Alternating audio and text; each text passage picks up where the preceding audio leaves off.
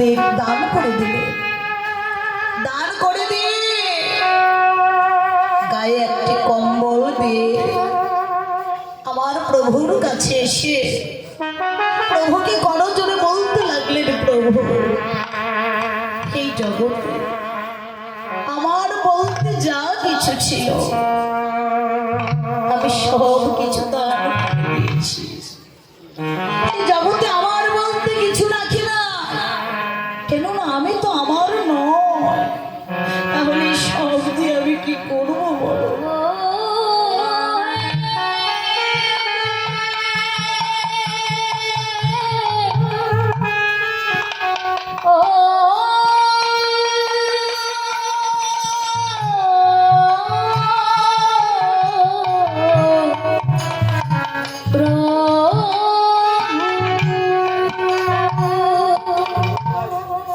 গায়ে একটি কম্বল দিয়ে প্রভুর কাছে এসে বললেন, প্রভু আমার মধ্যে কিছু রাখি।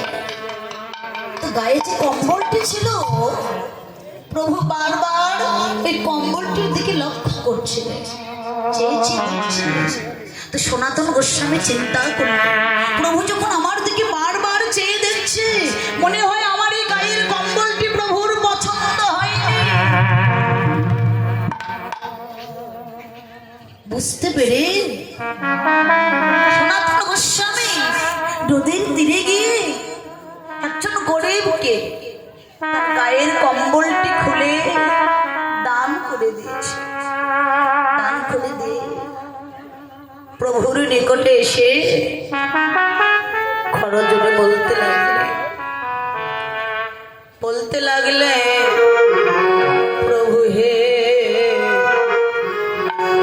এই জগতে আমার বলতে কিছু রাখি না, সব কিছু তোমার ওই শ্রীচরণে দান করে দিয়েছি।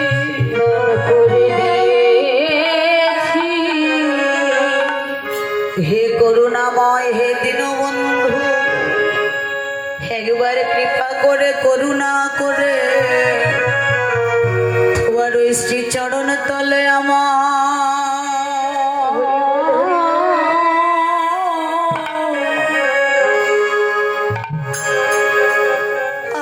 গ্রহণ